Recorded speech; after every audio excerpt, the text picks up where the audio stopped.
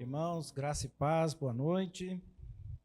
Vamos abrir a palavra de Deus no livro de Salmos, capítulo 73.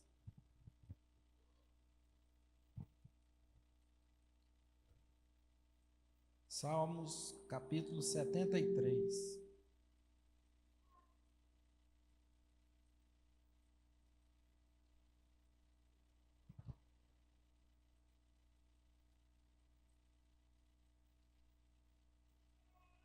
Diz assim a palavra do Senhor: Com efeito, Deus é bom para com Israel, para com os de coração limpo. Quanto a mim, porém, quase me resvalaram os pés, pouco faltou para que se desviassem os meus passos. Pois eu invejava os arrogantes ao ver a prosperidade dos ímpios. Para eles não há preocupações, o seu corpo é sadio e nédio. Não compartilham das canseiras dos mortais, nem são afligidos como os outros homens. Daí a soberba que os cinge como um colar, e a violência que os envolve como um manto.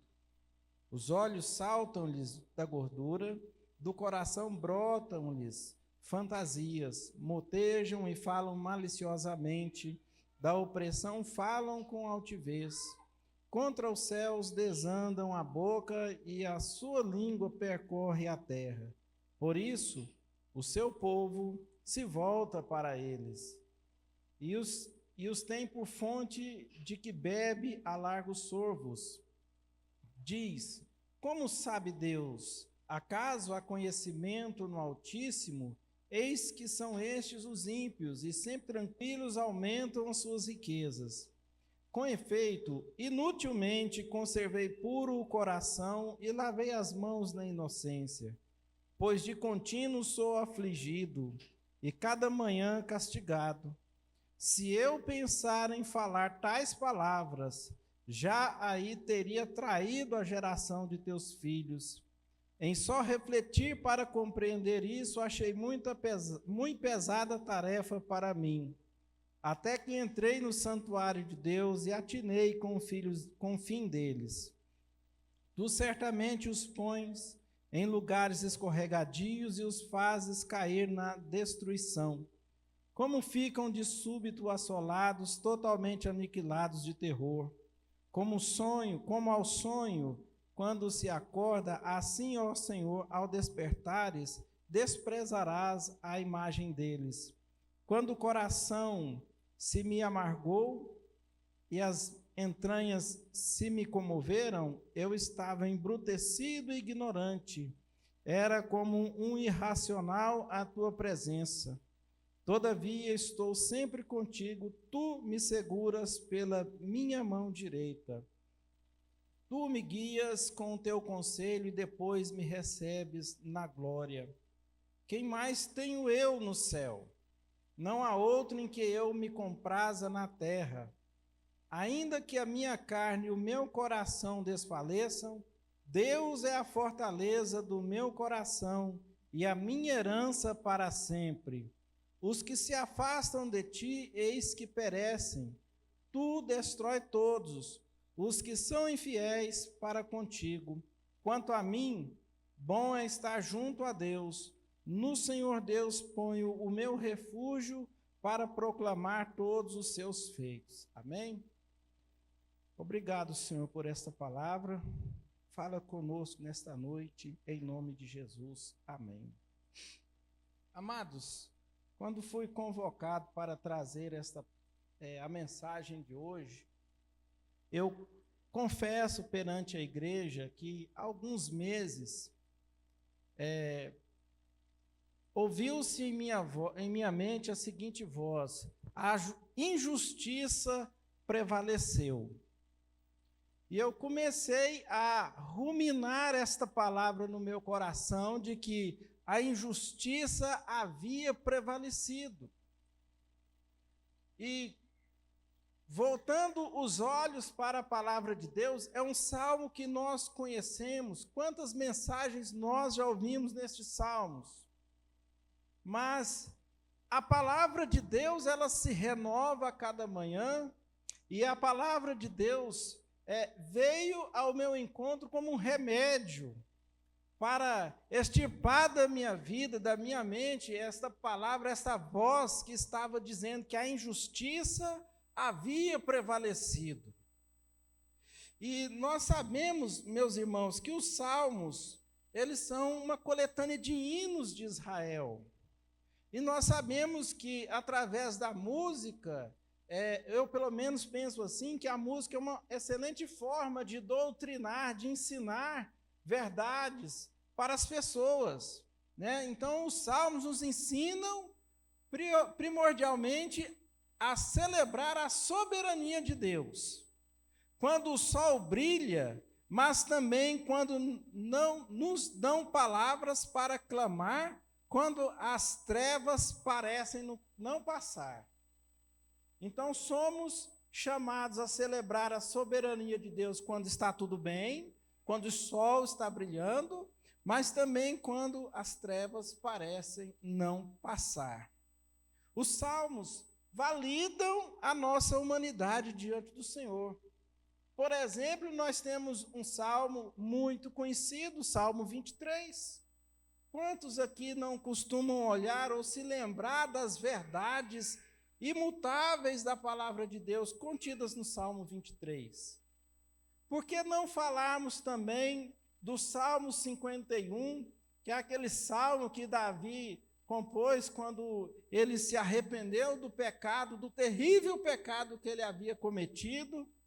E naquele salmo ele fala, Senhor, em outras palavras, pode tirar tudo de mim, mas não me tire a alegria da tua salvação. Não estou me importando com mais nada, desde que eu não perca o teu Espírito Santo e não a alegria da sua salvação. Então, os salmos, eles são poderosos remédios para as nossas vidas. São hinos que nós devemos entoar diariamente ao Senhor. Entretanto, se os salmos em geral tratam da vida com Deus, o Salmo 73 trata especificamente de uns momentos mais perigosos dessa jornada, o naufrágio da fé. Quantas pessoas aqui, nosso amado pastor ali que nos ouve, sabe de relatos de pessoas que falam assim, agora eu não quero mais saber de Deus, porque isso aconteceu comigo, isso aconteceu com fulano, as coisas não saíram como eu queria, como eu planejei, então também não quero mais saber com Deus, rompi com Deus. A partir de agora eu não acredito que Deus exista, propagarei essa verdade que Deus não existe. E ainda, Lucas, tem pessoas que fazem, e quando eu falo pessoas, não estou falando de irmãos crentes comuns, estou falando de líderes renomados, líderes que no passado tiveram grande influência sobre a igreja no Brasil, ao ponto de perguntarem onde Deus estava quando aquelas atrocidades estavam acontecendo em Auschwitz, Sobibor, entre outros campos de concentração. Onde Deus estava? Então, este salmo, ele vem como um remédio, ele vem como a resposta de Deus para mim e para você, diante dessas falas do tipo, onde estava Deus? Ou onde está Deus?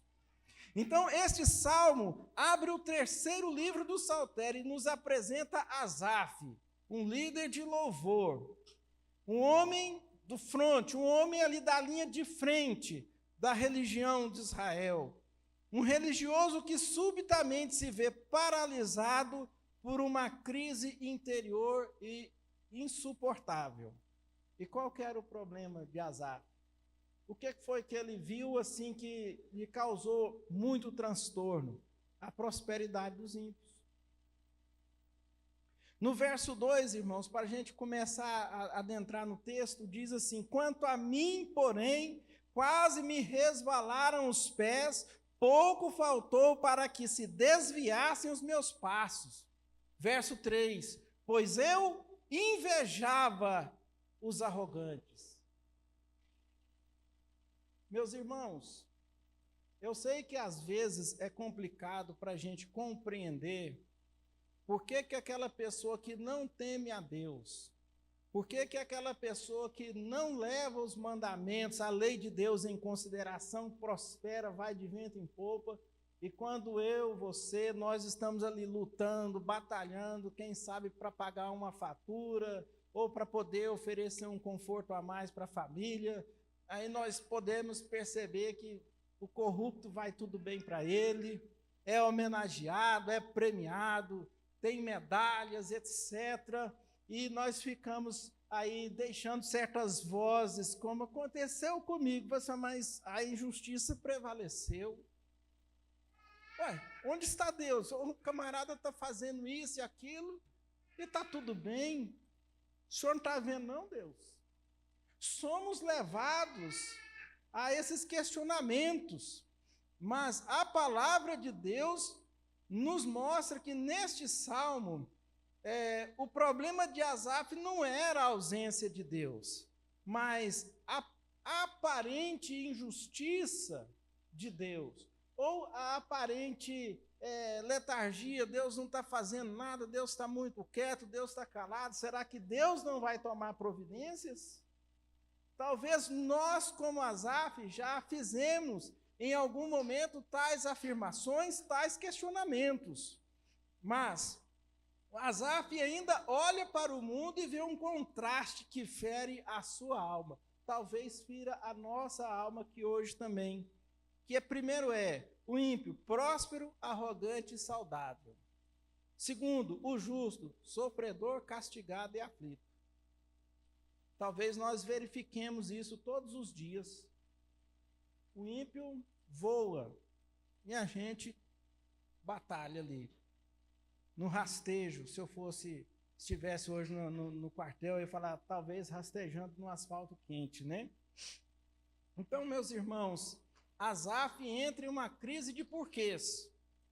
Ele chega à conclusão perigosa, equivocada, de que viver em santidade talvez seja um esforço inútil.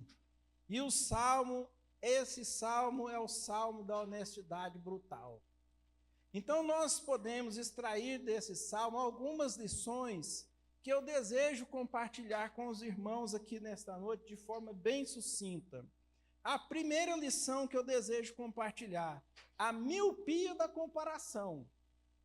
A miopia é aquele mal que ataca os olhos que você não enxerga bem de longe, você só enxerga aqui assim mais ou menos e olhe lá. Só que o nosso problema é que mal, às vezes, nós conseguimos enxergar na ponta do nosso nariz. Em se tratando das coisas espirituais, aí é certeza que nem de longe nem de perto, se não usarmos as lentes do Evangelho, se não tivermos o colírio dado por Deus, como é descrito lá em Apocalipse. Então, se nós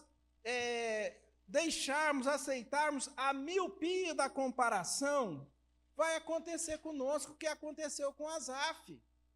O erro de Asaf ele deixou de olhar para o altar e passou a olhar para a vitrine do mundo. O que é que este mundo tem para nos oferecer, que é tão importante, que é tão bom, que o Senhor não nos tem oferecido ou não nos ofereceu lá na cruz do Calvário? O mundo não oferece perdão, o mundo oferece máscaras para nós lidarmos com a culpa pelos nossos pecados, pelas misérias das nossas atitudes. Mas o mundo não oferece perdão. Mas Cristo nos ofereceu perdão no Calvário. Então Asaf cometeu o erro de deixar de olhar para o altar. Irmãos, quando olhamos para o altar, ou quando olhamos para este púlpito, aqui não está apontando para a pessoa do pregador. Aqui não está apontando para a pessoa da figura humana que ocupa por alguns minutos este espaço aqui. Aqui aponta para Deus, aponta para o alto.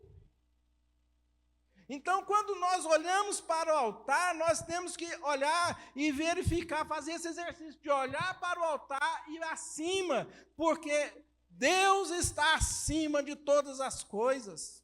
Deus conhece todas as coisas, Ele é soberano, Ele conhece o que se passa em nossos corações. Então aprendemos que a miopia da comparação, o erro de Asaf, ele deixou de olhar para o altar e passou a olhar para a vitrine do mundo. A ilusão da prosperidade dos ímpios. Quando o mundo apresenta uma imagem de paz, paz e saúde, vamos verificar aqui nos versos 4 e 5, para eles não há preocupações, o seu corpo é sadio e nédio. Não partilham das canseiras dos mortais, nem são afligidos como os outros homens. Aí sim dá para ficar amargurado. Aí sim, com um diagnóstico desse, dá para fazer, realmente, parece que Deus andou esquecendo da gente aqui. Só parece. Cuidado com a miopia. O ímpio parece não ter problemas, e isso fere o senso de justiça do crente. Vejamos, meus irmãos, Jó, capítulo 21, versículo 6 a 9, por favor. Vamos abrir a Bíblia em Jó, capítulo 21, versos 6 a 9. Diz assim aqui a palavra do Senhor. Porque só de pensar nisso me perturbo, e um calafrio se apodera de toda a minha carne. Como é, pois, que vivem os perversos? Envelhecem e ainda se tornam mais poderosos? Seus filhos se estabelecem na sua presença, e os seus descendentes ante seus olhos. As suas casas têm paz sem temor, e a vara de Deus não os fustiga. Jó parece-me que também estava enfrentando essa mesma crise que Asaf, né? Vou falar que Asaf aí depois, né? Então Asaf parece que estava tendo problemas com essa miopia que Jó teve lá no passado. E como nós podemos aplicar essa verdade, a gente deve tomar cuidado com essa miopia espiritual. Quantas vezes perdemos o sono comparando o nosso bastidor, nossas lutas, contas, doenças com o palco dos outros. A inveja é uma doença espiritual que embaça a visão da graça de Deus na sua vida e na minha vida. Então, irmãos, não se compare. Não compara a sua vida com a do ímpio. Se eu fosse comparar a minha vida com um grande empresário, eu não quero citar nomes aqui, para não ser, eu acho que é desagradável, mas há alguns anos teve um grande empresário de Goiânia que ele se matou. Pastor, eu teria que ter pelo menos umas 1000 vidas aqui na face dessa terra para ter o prejuízo que ele teve de milhões. E esse prejuízo foi que ele deixou de ganhar bilhões e ganhou só milhões. Só os milhões que ele ganhou, teria que ter no mínimo umas 1000 vidas aqui na face da terra para poder chegar perto. Mas para ele a vida não fazia sentido. E porque ele perdeu alguns milhões, ele decidiu tirar a sua própria vida. Miopia. Essa miopia espiritual, essa miopia da comparação. Não compare, meu irmão, a sua vida com a vida do ímpio. Em segundo lugar, a tentação do utilitarismo religioso. Isso aqui é muito sério para nós enquanto igreja. Versículos 13 a 16 de Salmo capítulo 73 diz o seguinte: com efeito, inutilmente conservei puro o coração e lavei as mãos na inocência, pois de contínuo sou afligido e cada manhã castigado. Se eu pensar em falar tais palavras, já aí teria traído a geração de teus filhos. Em só refletir para compreender isso, achei muita pesada tarefa para mim. O que é essa palavra utilitarismo religioso? Troca, barganha. É mais ou menos aquilo que Jó estava fazendo lá no início. E olha que Jó tinha o testemunho da parte de Deus. Eu acho que Deus não estava mentindo ali, quando ele falou, observaste meu servo Jó? Eu tenho certeza que Deus não estava mentindo, irmãos. Ele era um homem justo, reto, íntegro, se desviava do mal. Mas nós podemos perceber o quê? Que no utilitarismo religioso, sem que nós percebamos, entra aquela questão, não, eu vou fazer isso para receber, ou seja, eu vou fazer uma barganha, uma troca com Deus. Eu vou dar o dízimo, pastor Júlio, não é porque eu amo ao Senhor, porque eu amo a obra de Deus, porque eu quero ver a obra de Deus prosperar, eu quero ver os missionários serem atendidos nos campos. Não, eu vou dar o dízimo porque eu tenho medo de ficar pobre, eu tenho medo do gafanhoto ir lá morder as minhas coisas. O utilitarismo vai fazer com que eu pratique o dízimo, com que eu pratique outras disciplinas espirituais baseadas no medo, para que não ocorra um revés na minha vida. Então, eu faço e Deus dá em troca a prosperidade que eu quero. Irmãos, não é assim. Em Jesus Cristo isso não se sustenta. Deus não é Deus de barganha, nunca foi Deus de barganha. Se fosse assim, esses ímpios aqui, falam, não, Deus, espera aí, eu te dou aqui 1 quilo de ouro, alguma coisa assim, estava tudo certo. Deus passaria o pano para eles. Mas o salmista chega ao ápice da sua angústia ao questionar. Este é o momento perigoso onde a fé ameaça tornar-se um contrato de troca. Cuidado, irmãos. Deus não deve nada a ninguém. Viu? Deus não deve nada a mim. Infelizmente, agora, dia 7 de janeiro, minha amada esposa perdeu um bebê. Estávamos felizes, satisfeitos, e veio o abortamento espontâneo. Eu vou falar, não vou mais para a igreja, Lucas. Estou na sua linha, agora eu tenho 4, viu? Estou com 2 no céu e 2 aqui comigo. Eu vou falar que Deus não é bom, que Deus não existe? Eu vou reclamar com Deus? Eu vou fazer essa postura aqui? Chamar Deus para a briga? Você acha que eu vou conseguir alguma coisa? Não, eu sou grato.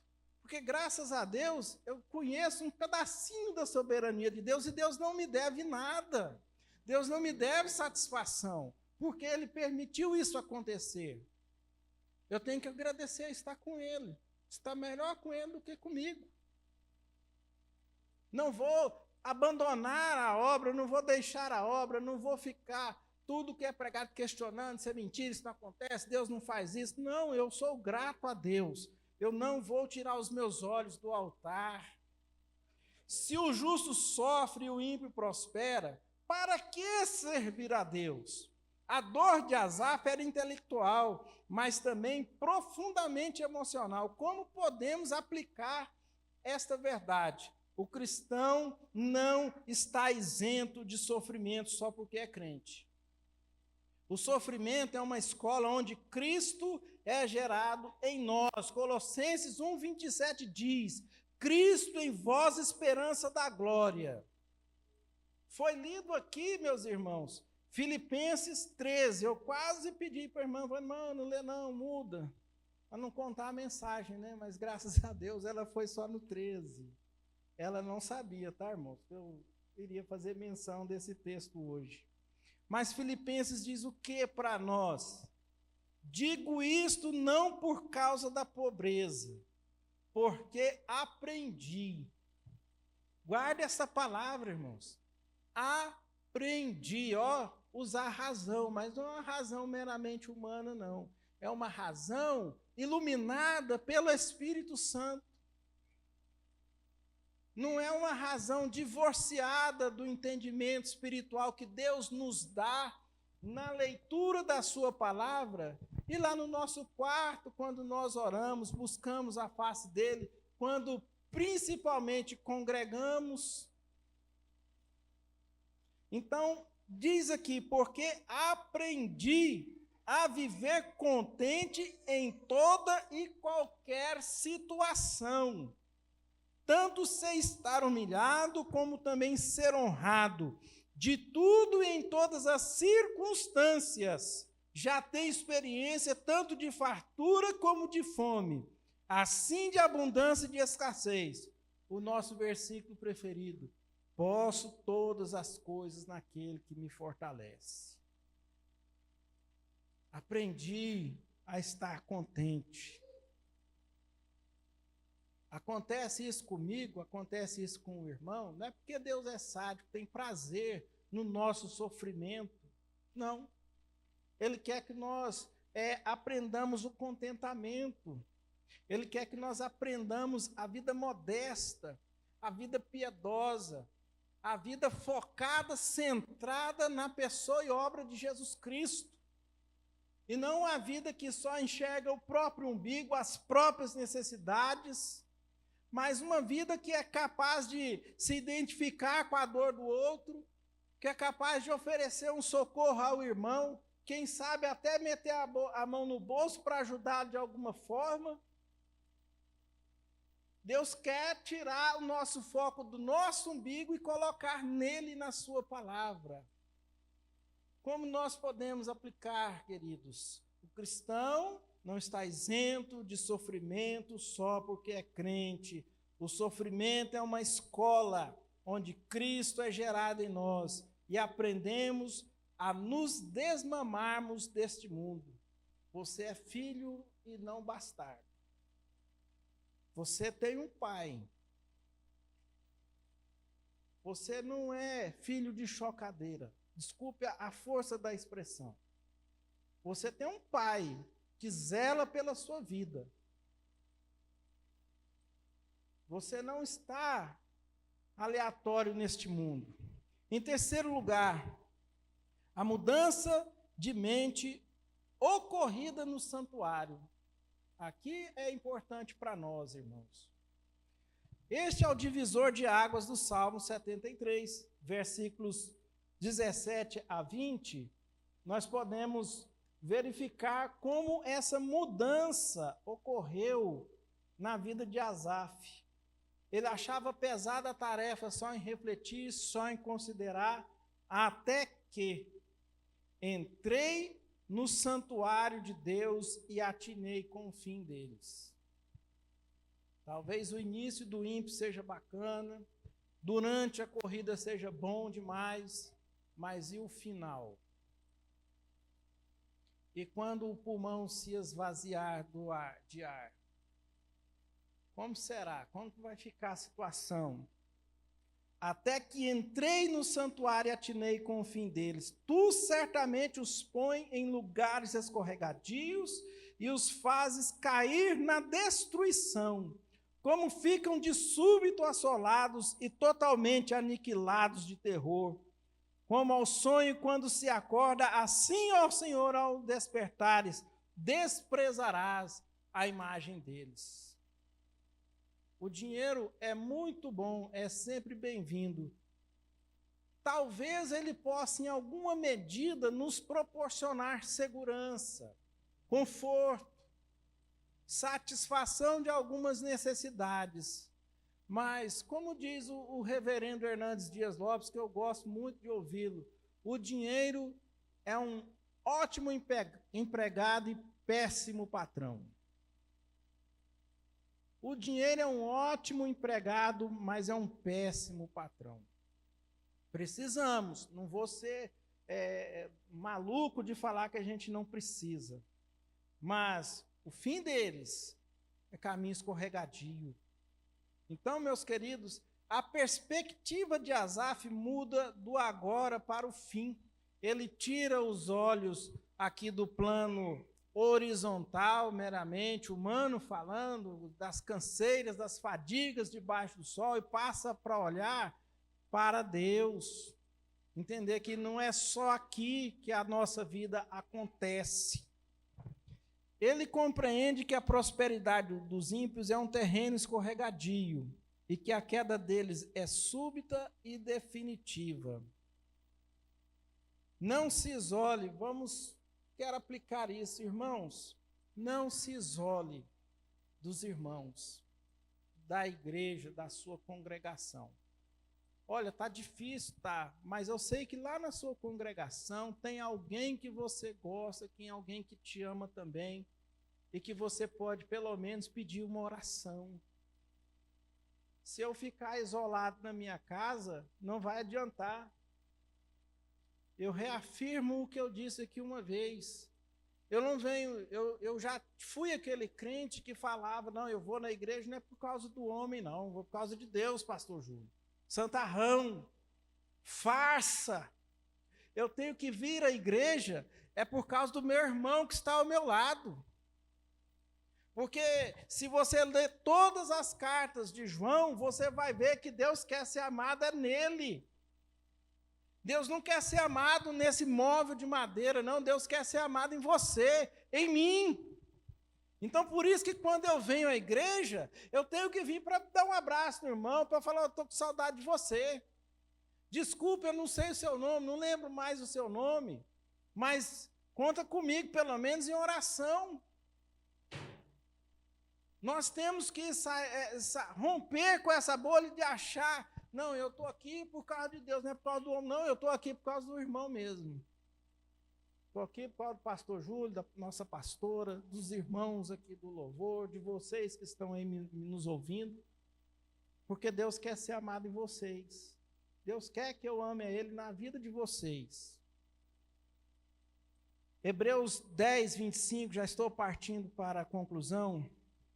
Hebreus 10, 25 fala para nós uma verdade que precisa ser rememorada todos os dias. Não deixemos de congregar-nos, como é costume de alguns. Antes, façamos admoestações, e tanto mais quanto vedes que o dia do Senhor se aproxima. Irmão, se congregar não fosse importante, não teria esse tema abordado aqui. Se a pessoa deixou de congregar, é bom a gente tentar fazer uma visita. Olha, não, eu não quero saber de igreja, então vai lá no PG. Olha, eu quero te visitar, quero trocar uma ideia com você. Vamos ali comer uma pizza. Vamos, começa a conversar. Ora, pede para Deus preparar o terreno, mas lute para que aquela pessoa que de alguma forma ou algum dia se afastou, volte a congregar. Congregar é importante, não existe na Bíblia nada que justifique a pessoa falar, sou um desigrejado. Não existe base para tanto, existe base para dizer, não deixemos de congregar-nos. Tem essa base. A quarta e última verdade que eu desejo compartilhar com os irmãos, a suficiência de Deus. Lá nos versículos 21 a 28 do Salmo capítulo 73, Asaf entende a suficiência de Deus. Aqui está a palavra do Senhor que diz: quando o coração se me amargou e as entranhas se me comoveram, eu estava embrutecido e ignorante. Era como irracional a tua presença. Diagnóstico dele. Só foi capaz de fazer esse diagnóstico depois que ele entrou na casa do Senhor. Todavia estou sempre contigo, tu me seguras pela minha mão direita, tu me guias com o teu conselho e depois me recebes na glória. Quem mais tenho eu no céu? Não há outro em quem eu me compraza na terra. Ainda que a minha carne e meu coração se desfaleçam, Deus é a fortaleza do meu coração e a minha herança para sempre. Os que se afastam de ti, eis que perecem, tu os destrói todos, e os que são infiéis para contigo. Quanto a mim, bom é estar junto a Deus, no Senhor ponho o meu refúgio para proclamar todos os seus feitos. A correção da visão de Asaf, Asaf teve as suas vistas, vamos colocar corrigidas, calibradas. Ele reconhece a sua própria ignorância, ele reconhece que estava embrutecido, que ele era como um irracional.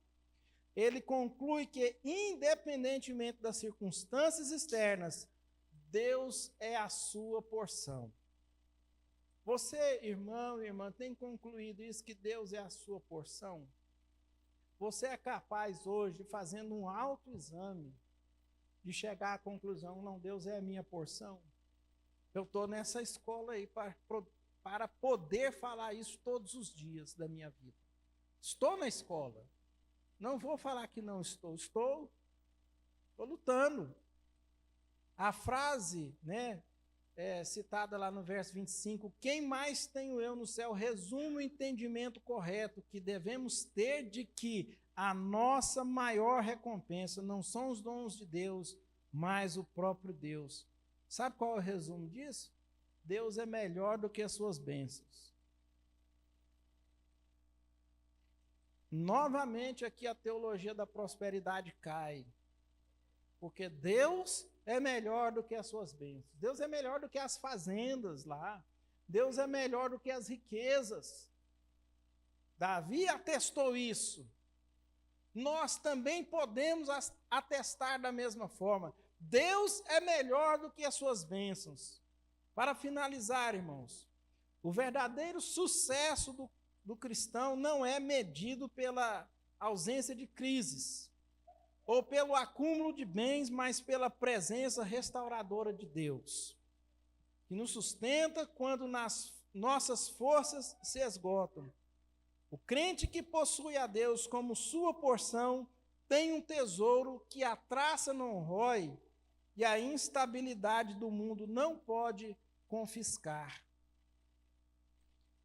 Então, meus amados irmãos, que nós coloquemos e façamos do Senhor o nosso refúgio, a nossa porção.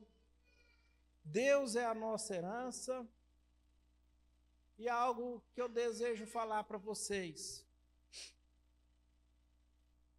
Em João 14, 23, fala para nós aqui uma verdade que eu desejo ressaltar.